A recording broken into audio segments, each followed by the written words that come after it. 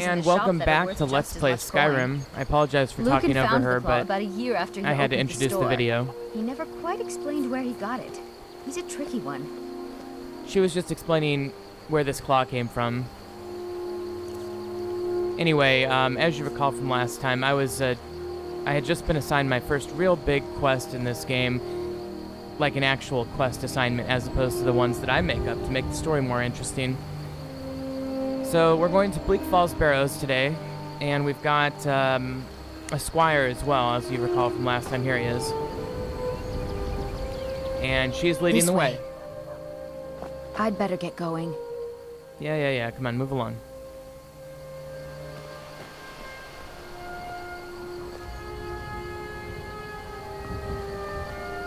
Now, one thing you'll notice as I approach objects is that my lantern that I'm wearing lights up the edges of things.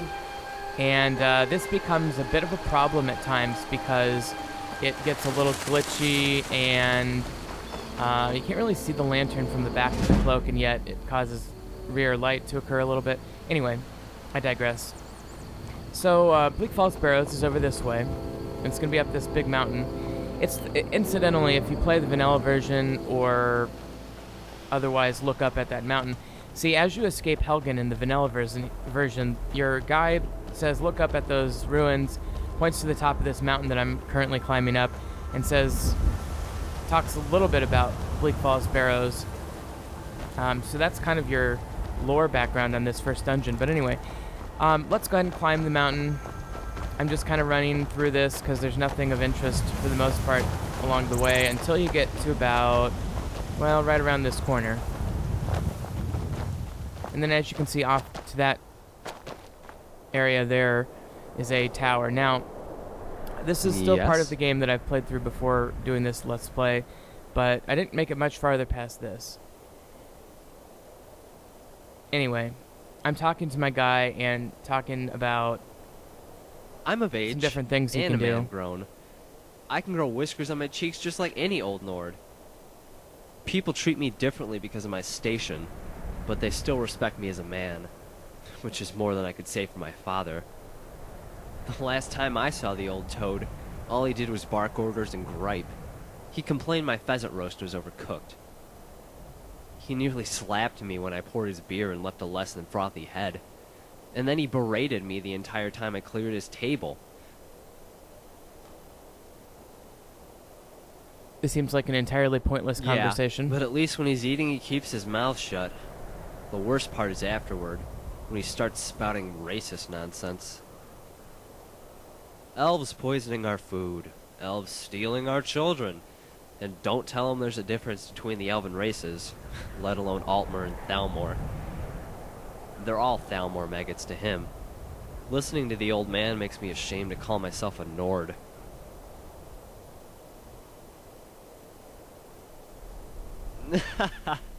You're probably right. That's the only thing satisfying about the work I do, that he has to tell people what became of his son. Granted, he probably lies and tells people I joined the Stormcloaks, or that I died in some heroic battle defending Skyrim from the Thalmor menace. The sad part is, my ambition isn't that far off from his ideal. Adventurers and soldiers both require courage. Only the interesting conversation. Apparently there's a lot of deep-seated racism between the Nords and the Elves. And of course I'm a wood elf, so I might be subject to that. But that's why I'm such a good agent for them. I'm probably an unexpected ally of the Stormcloaks. I don't really know enough about the game's lore to say that for sure, but I'm just guessing based on what I do know. To one job and settle down. Yeah, we've stopped. You're not going to fire me, are you? No, I'm not going to fire you. But I can tell him to train some. And not really sure what that did, to be honest. But anyway. Yes. I won't. I can trade things with him. I can tell him to stop and wait. And I'm telling him to stop and wait in this particular instance because it's a bit of a fight here. You picked a bad time to get lost, friend. Let's see if I can just take this guy out real quick. Ow. Gods help us. And he's dead. Nice. Ooh, this guy's got a big old shield. And my squire's down. Oh no. Can't best a true hero. Go ahead. Try it right back. You'll be so much easier to roam with. Okay, I got that bandit. And this guy's shooting arrows, so I'm blocking. That was foolhardy. He got me right in the face or something. Alright, let's try this again. So we know that there's there's 2 swordsmen and 1 archer, at least. And I think that might be it. So here's one of the swordsmen. Let's get him. Just stand still.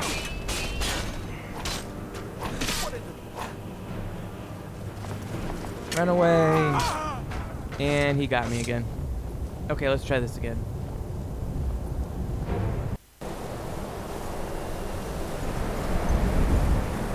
Okay.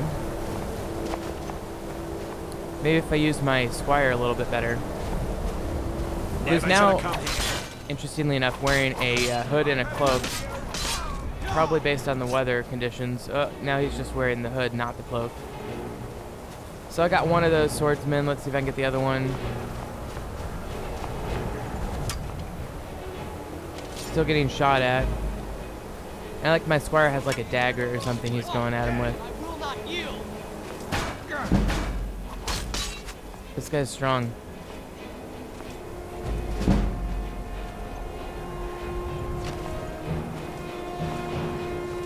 Kind of, oh, he got me. Good move. Yes. Alright, let's try this again. This time I'm hiding behind a rock and see if I can do a surprise attack. Kind of flank him like a good elf.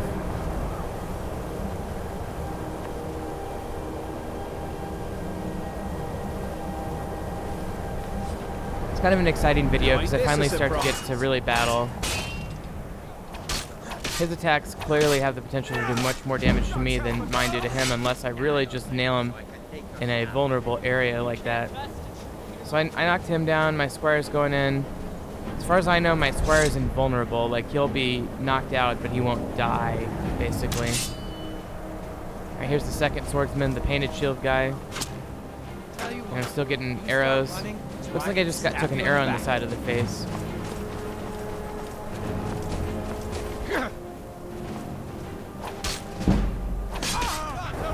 Ow. Okay, let's try again.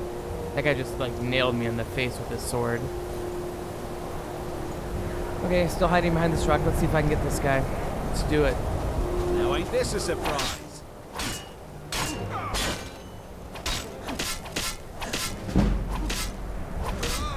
See, once you get them a few times and you kind of get their defenses down, it actually becomes pretty easy, I suppose. So my squire's down. Let's see if I can get this guy. I think maybe what it would be good is if I could get the archer maybe a little bit earlier in the battle, because the archer is causing me all sorts of problems with this battle. Okay, I took him out easily enough here. Oh, this is good. This is the archer. Let's see if I can do this. Time to die, hero. Okay, archer's gone. Let's see about this last guy here. Die, damn it. I'll kill you. Oh, good. I finally got him. Oh, and by the way, I forgot to mention, I cut this out, but I changed my... okay, so I changed my difficulty level down a little while ago just to make... So, I mean, honestly, I'm like level 1 or level 2, and I was playing some mid-level difficulty, and now I'm having trouble switching it back to, like, normal difficulty. But anyway, I turned it down to novice just for this, like, first battle, because I was having trouble with it. My plan is to incrementally increase it at least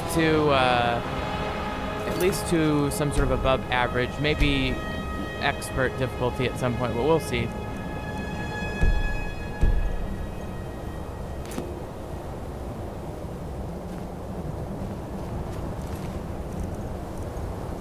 Alright, so I'm taking stuff from the bandits, having finally conquered their little tower here.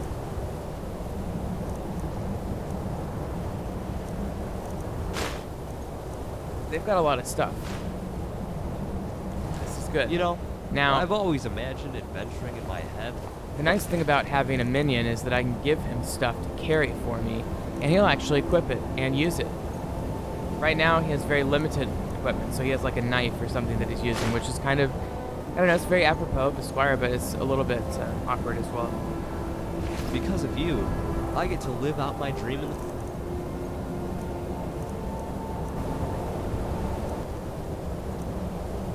So, take that stuff from the other bandit, and let's go on in their little tower and loot this place. There's a coin purse or something, yeah. I could take the lantern, I suppose, if I wanted to. Although I'm already wearing one. I think I actually unequipped my wearable lantern, though, because you can see it's not causing light anymore on the sides of buildings. I think the wearable lantern mod would be more appropriate if I had a mod that turned down the ambient lighting so it was truly dark, because, you know, this game adjusts for darkness by having some sort of background ambient light, and so it makes sense that you'd have a lantern in that situation if there wasn't so much ambient light. So I'm filling up some water bottles here, checking these barrels, see what they got. It's gonna be a lot of food. I suspect a lot of stale food. And the thing about stale food, normally that's not a big deal for like vanilla game, but in Realistic Needs Diseases game, the stale food can cause disease. So.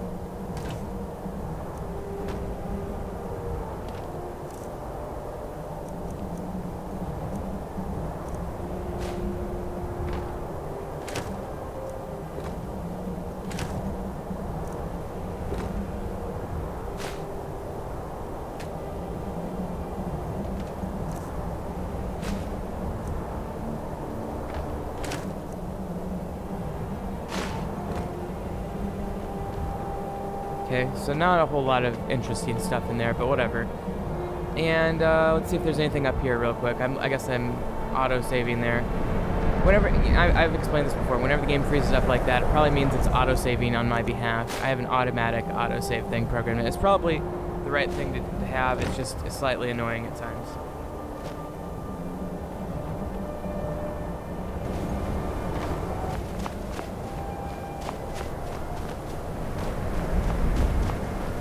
Okay, so having cleared that area, let's move forward with this task. Okay, now here is the actual entrance to the dungeon that I'm going to, Bleak Falls Barrows. And so these bandits that have set up shop up here must have been using that tower as kind of their home base and guarding the entrance to this dungeon, or maybe they're also present inside the dungeon. We'll see.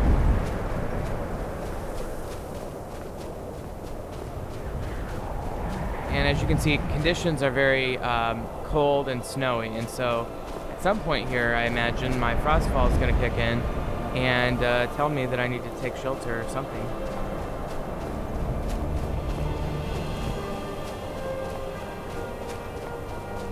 Incidentally, when I played through this first part of the game to test out some things, I did not use frostfall or realistic needs and diseases, so this is all new to me, other than just the main quest line here that I'm doing.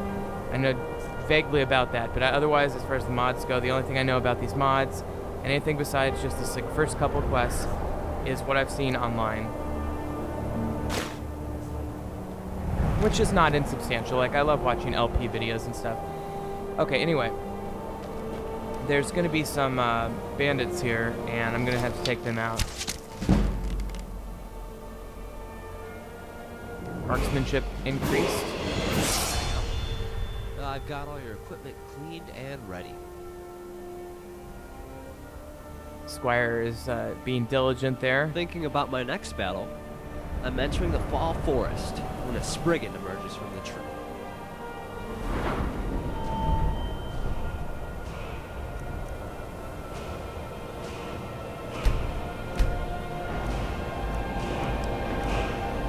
Alright, well, let's perk. And I don't know why these some of those perks are red. Frankly, that's very concerning to me. I'm not sure if it's indicative of some sort of disease or what. To admire each other before I sheath my weapon. Anyway. Her body glows. Leveling up is good, especially at this level in the game. See if I can make this battle a little bit easier than the last one. Using some bow and arrow tactics here. And it's just not doing a whole lot of damage. Concerned that they're gonna wail on me and just kill me, like one-shot me. So I'll try to get through this. And I'm dead. Yes. Alright, let's try it again.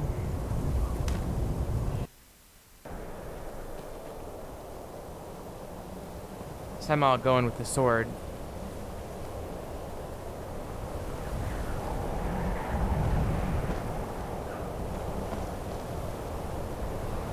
We heading out?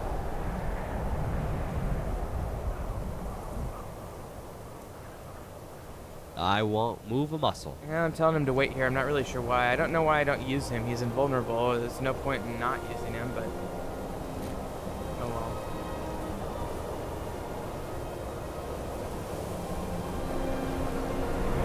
Alright, let's try it. Don't kill me, don't kill me.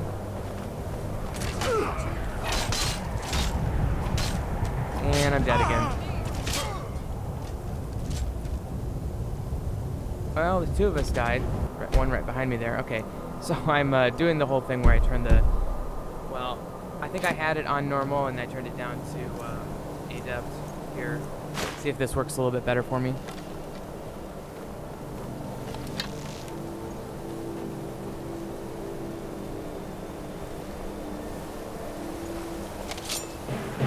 Got the bow and arrow tactic again. If I can actually hit somebody. Got him there. Marksmanship's up. Oh, and I guess I have to re-level now. What in the... God. I wonder if I shouldn't have just hit him again with an arrow here. He's gone. He's down. Woohoo. Alright. God damn it. Ugh, I got shot in the back with an arrow. Let's try this again.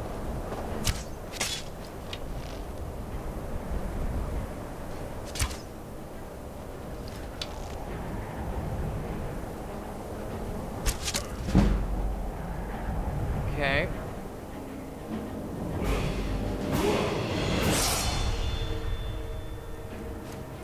Switch over to the sword again, I guess.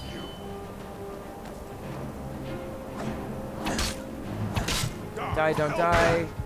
God bless it. Alright, try again.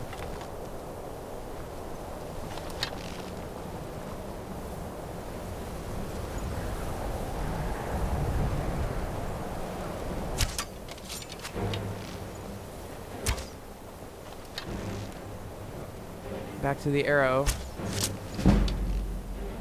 The game has this thing that it does where it automatically guides some of your arrows, although it's kind of questionable. It's not 100% consistent and accurate. It's just like if you kind of get close, it'll, you know, push it where it needs to go. And then as far as what part of the body or target you hit, I think that's more of a maybe based upon positioning or something.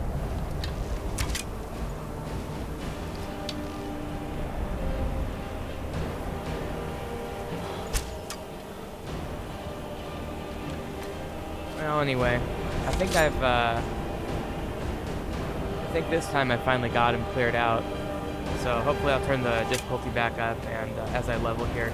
And I think part of the problem actually, why these battles were so hard, why I felt the need to turn down the difficulty was the fact that, well, the fact that I seem to be diseased in some way. At least I think so. I'm not 100% sure.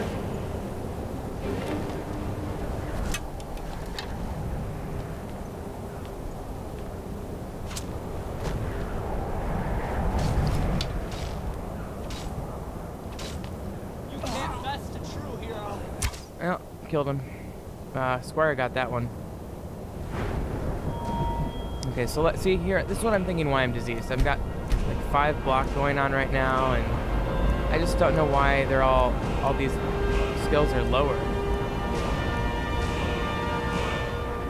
I mean, oh, it's probably because I'm cold. I bet it's because I'm really cold out. So I'm looking at fingersmithing and blocking and stuff. I bet you it's just because I'm cold. I just don't know why the meter wouldn't be up if I'm cold. Maybe I need to adjust my settings because I'm not really seeing that I'm cold on the screen here. I just think that's what's causing my fingersmithing and blocking and, you know, small arm skills to go down is because I'm cold. Just guessing. Well, with that, let's just loot these bandits right quick and get inside where it's warm.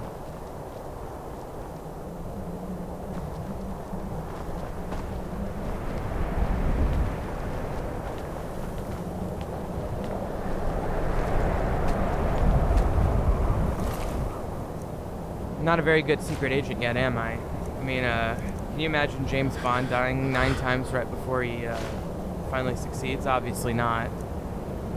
I'm just poorly trained, so I'm, you know, recklessly struggling through some early battles here. And I've got to figure out this cold thing and make sure I'm not cold going into battles, because that really, really cost me in this battle. But anyway, speaking of cold, you can see my cold meter is finally on now. I'm not sure why it took so long to turn on, but it's really quite close to the point of being, you know, hypothermic and dying. So let's go on inside. Now I'm going to skip ahead because the load screen takes a minute. Okay, here we go. Me and my squire. Now we're inside. Theoretically, well, it's still causing the cold meter to go up. I'm very concerned about this. There appears to be a light source towards the end here. Maybe that's a fire. Maybe I can warm up there. Some bandits or something up here. Let's shoot them.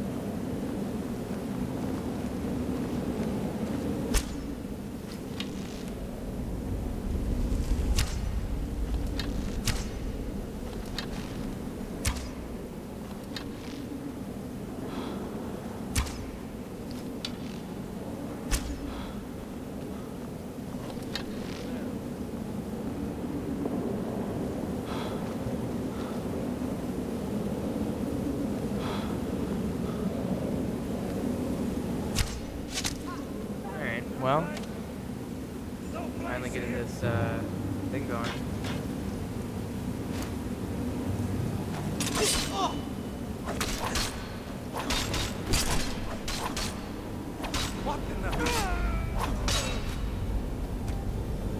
Okay, well, this seems to be going well.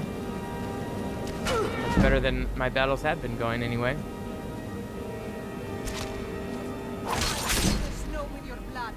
Oh, that was a good kill shot.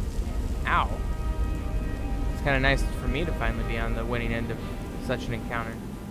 Sometimes you just get in there and you get a certain angle and it just, you know, completely nails him.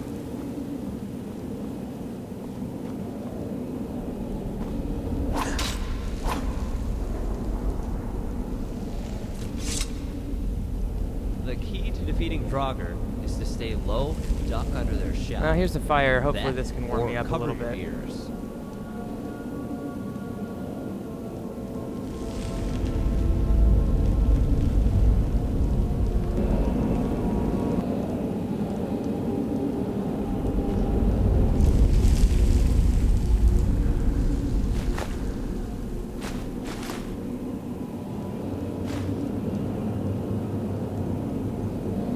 Well, What can I do for looted you? everything, and Right. Let's I'm gonna trade. give some to my squire That's now, what you said, right? so he can carry You some wanted stuff. to trade? I'm gonna give him my crossbow, I think. Let's see. Oh, it's not. It says here's mine. Okay, my crossbow, and some of that firewood I just got.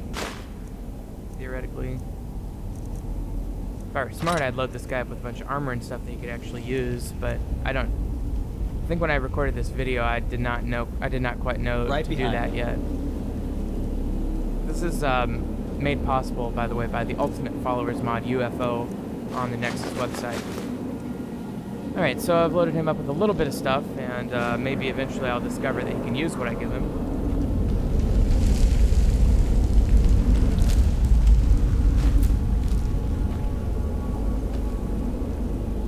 Okay, well, let me, my cold meter's finally gone back to neutral here, so let me actually take this time to warm up a little bit after I get these skeevers harvested, and then we'll proceed on with the dungeon.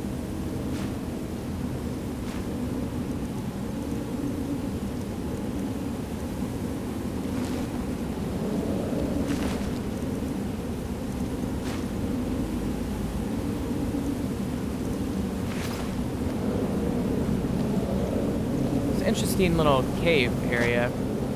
It's like mostly inside, but you can still see some exposure to the elements over there. That's a steel war pick. That looks interesting. It's very Bioshock Infinity looking.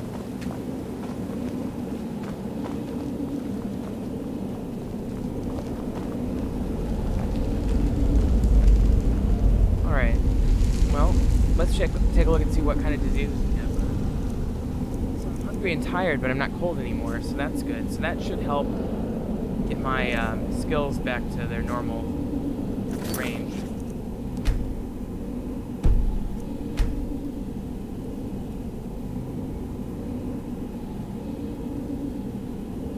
So checking my realistic needs diseases, I feel like I'm not getting enough bang for the buck as far as sleep goes, so I'm going to adjust this fatigue rating. I think I may have, see, I adjusted it initially, and I think I may have adjusted it the wrong direction to make it so I didn't have to sleep as much, but I think I may have gone the other way and made it so I had to sleep a lot more. What do you call it when you're somebody who needs more sleep than normal? I don't know. That's kind of what I was unintentionally acting like for a while. So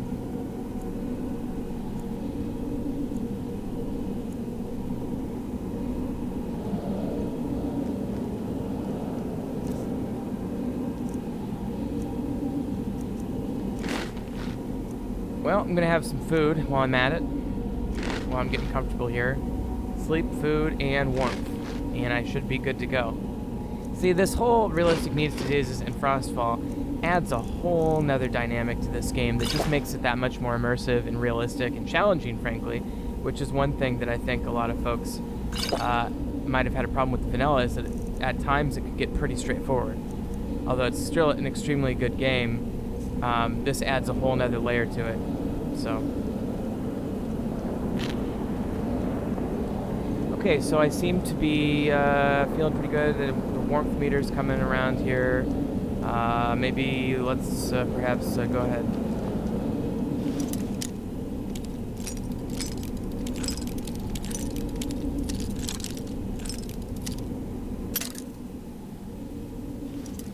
Try to pick this lock real quick and see what kind of loot I can get out of this box. And nothing too fancy, just some gold and an amethyst or whatever it was. Not bad though, worth the time. All right, in we go, in we go. Some spiderweb stuff. That's always nice, authentic, creepy tomb style.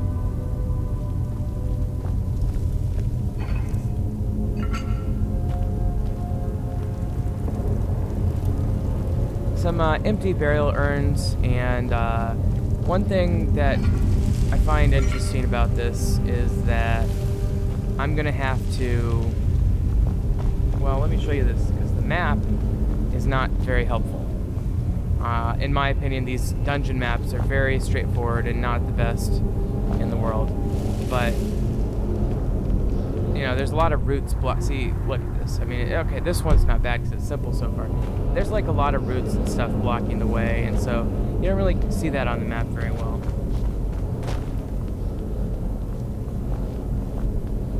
Alright, but anyway, let's go forward.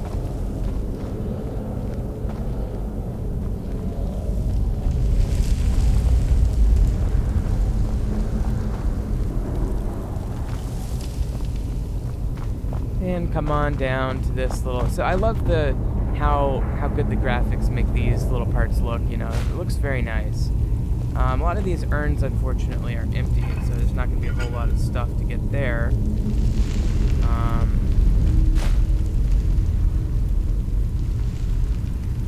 But there are some things on the shelves, nothing particularly amazing.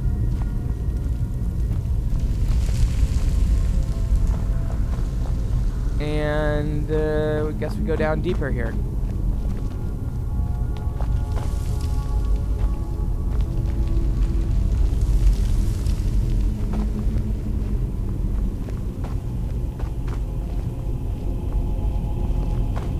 Well,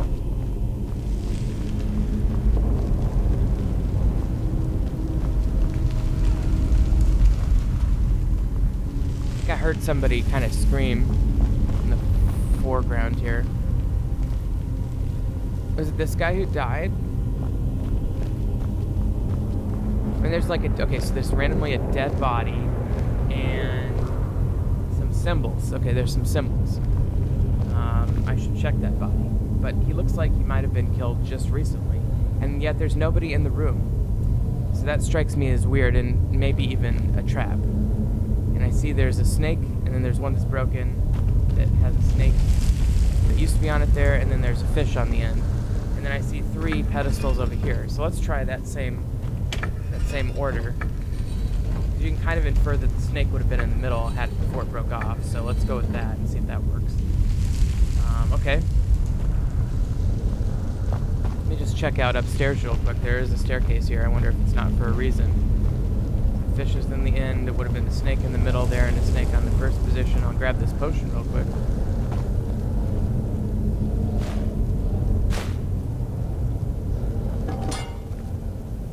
And that's pretty much it for up here, I believe. So well, let's see if I can get through this door. Now, I think this guy might have not put the right password in, at least based upon where those things were located when I first arrived. So, I think I've got the right password now because I've reviewed the, I mean, it seems like a very basic puzzle, frankly. I hope I'm right, because it would be embarrassing. Okay, so it looks like I've managed to activate the gate without getting shot. Now, I wish I would have rolled that bandit, because I guess I forgot to do that. But, oh well. Moving on.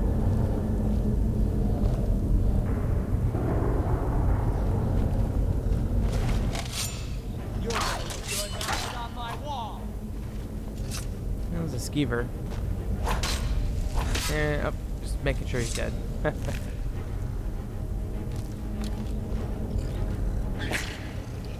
Another one. These guys are everywhere.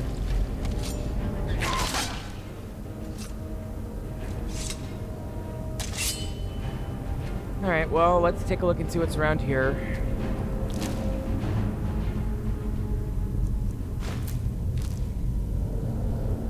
I feel like I'm getting better, although still not great at combat. I think being warm really helps. Really helps a lot. It's quite noticeable, the difference between my fighting now and how it was outside. I was getting my ass kicked outside in the snow. Now I'm doing fine.